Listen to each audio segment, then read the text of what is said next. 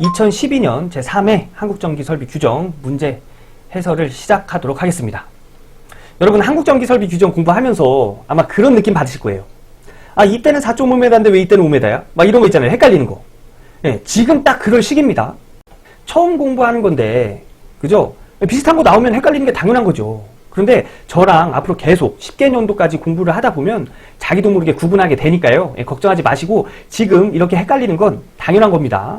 계속 보고 또 보고 똑같은 문제 나오면 아, 이거 저번에랑 똑같은 문제지 이렇게 보다 보면 나중에 자기도 모르게 구분이 돼요. 자기도 모르게 답을 찾아낼 수 있다는 얘기입니다. 자, 그러면 오늘 2012년 제3회 한국전기설비 규정 문제 풀어보도록 하겠습니다.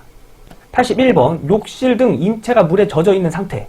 욕실 등 인체가 물에 젖어 있는 상태에서 물을 사용하는 장소에 콘센트 시설을 하는 경우 적합한 누전 차단기는 2번입니다. 전격 감도 전류 15mA 이하, 동작 시간 0.03초 이하의 전류 동작형 누전 차단기. 그냥 요렇게 외우시면 됩니다. 뭐 인체가 물에 젖어 있는 상태, 요것도 안 보셔도 돼요. 그냥 욕실 등 콘센트를 시설하는 경우 적합한 누전 차단기. 전격 감도 전류 15mA, 동작 시간 0.03초 이하. 네, 여기까지만 보시면 됩니다. 그래서 요렇게만 암기하고 넘어가겠습니다. 자, 다음 문제. 자, 82번 특고압 가공 전선로의 지지물 양쪽에 경간의 차가 큰 곳에 사용되는 철탑은 또 나왔습니다. 예, 내장형 철탑. 양쪽 경간의 차가 큰 곳. 내장형 철탑. 여기 있죠? 내장형. 지지물의 양쪽 경간의 차가 큰 곳에 사용하는 것. 이런 철탑 문제 나오면 내장형하고 각도형 이 둘 중에 하나 나오는데 내장형이 많이 나와요.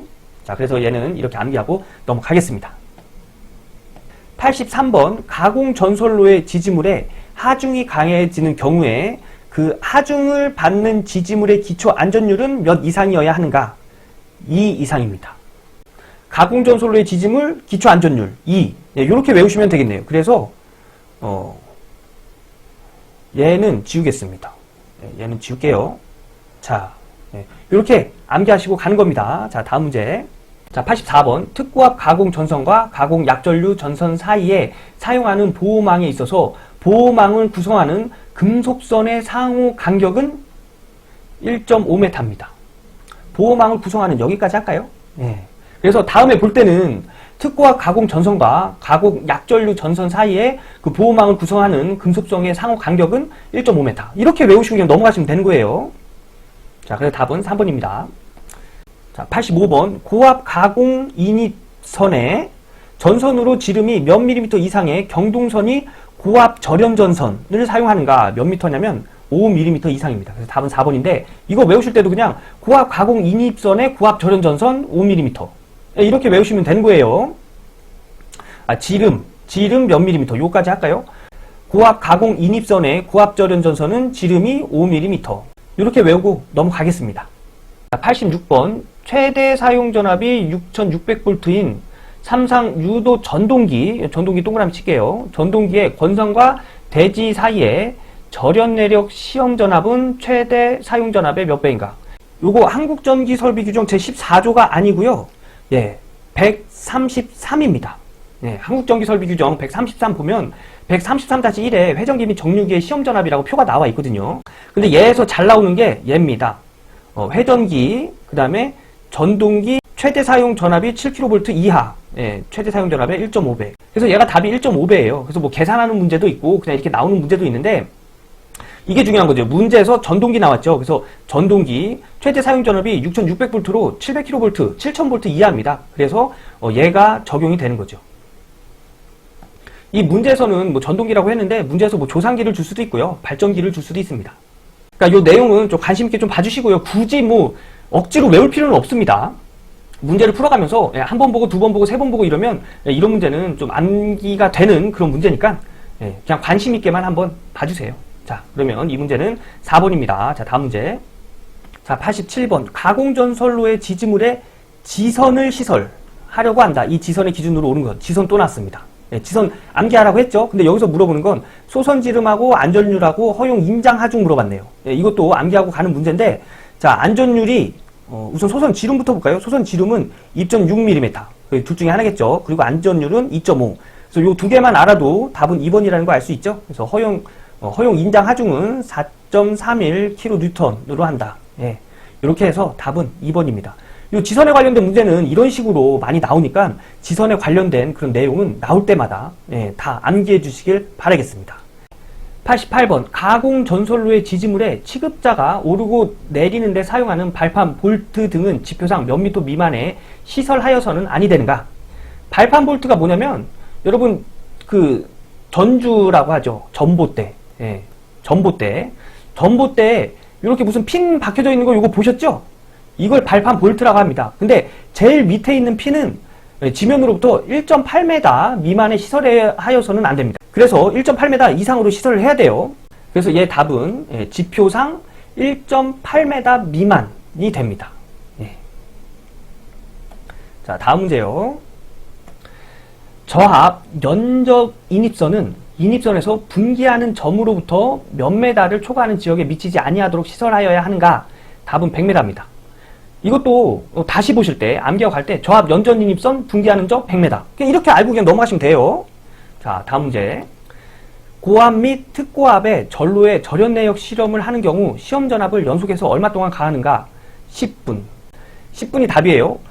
이렇게 암기하시고 넘어가시면 됩니다. 자, 다음 문제. 자, 91번. 사용 전압이 300V인 지중 전선이 지중 약전류 전선과 접근 또는 교차할 때 상호간 내화성 격벽을 설치한다면 상호간의 이격거리는 몇 메타 이하인가? 그러니까 여기서 밑줄 긋게 사용 전압이 300V 이하인 지중 전선과 지중 약전류 전선과의 접근 또는 교차 할 때 상호간의 내화성 격벽을 설치한다는 이유가 뭐냐면 서로 붙지 않게 한다는 얘기거든요. 그러니까 두 선이 직접 접촉하지 아니하도록 하는 조치가 내화성 격벽입니다. 근데 이 문제 2012년 1회 87번 문제랑 똑같은 문제예요. 그냥 문제만 87번에서 어떻게 나왔냐면요. 두 선이 직접 접촉하지 아니하도록 조치하여야 하는 그 이격거리. 이렇게 나왔거든요. 근데 지금 이 문제에서는 두 선이 직접 접촉하지 아니하도록 하는 조치를 내화성 격벽 설치라고 했습니다. 요렇게 그냥 조금씩 바꿔내는 거예요. 근데 요런 내용을 좀 알면 금방 답을 찾아낼 수 있죠. 여기서 포인트가 뭐냐면 지중 전선이 지중 약전류 전선과 접근 또는 교차. 이게 포인트입니다. 요거 좀 지울게요. 요거는 앞에 있는 건 요거 지울게요. 예. 그래서 이때는 여기 나와 있죠. 0.3m. 예, 답은 0.3m예요. 그래서 영상 잠깐 멈춰놓고 2012년 1회 87번 문제 한번 보고 와보세요. 예. 문제는 약간 다른데 뜻은 같아요. 예, 그래서 얘는 0.3m 이하. 그래서 답은 1번이 됩니다.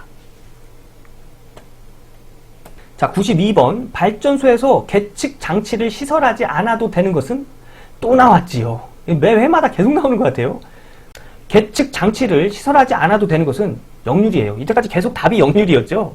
자, 보면은 여기 정리해 놓은 거 보면 발전소 베어링 및 고정자 온도 보면은 여기 있죠. 예, 발전기의 베어링 및 고정자 온도 여기 있고요. 특고압용 변압기 온도. 자, 특고압용 변압기 온도 여기 있죠. 그리고 주요 변압기의 전압 및 전류 또는 전력. 주요 변압기의 전압 및 전류 또는 전력. 이런 것들을 계측하는 장치를 시설해야 하고요. 네, 역률은 상관없습니다. 네, 그래서 답은 3번입니다. 2012년 3회 문제는 92번까지네요.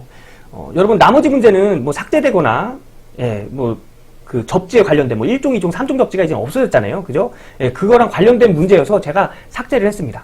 그래서 다시 한번 말씀드리지만 한국전기설비 규정 요거 책에 제일 처음에 보시면 QR코드가 있어요. 그래서 그거를 핸드폰으로 사진기로 툭 찍으시면 어떤 사이트로 연결이 되거든요. 거기가 한국전기설비 규정을 다 볼 수 있는 사이트로 넘어갑니다. 그래서 그 사이트로 들어가셔서 접지 시스템이라는 그 단원 한 번만 쭉 한번 읽어보세요. 이제 새로운 문제가 이제 그 부분에서 나올 거거든요. 그래서 어떤 문제가 어떻게 나올지는 모릅니다. 그래서 이거는 제 생각인데요. 그냥 한 두세 번만 읽어보면 맞힐 수 있는 그런 문제가 나오지 않을까 싶어요. 처음 나오는 첫 회 문제니까 그런 식으로 나올 거라고 예상은 됩니다. 예.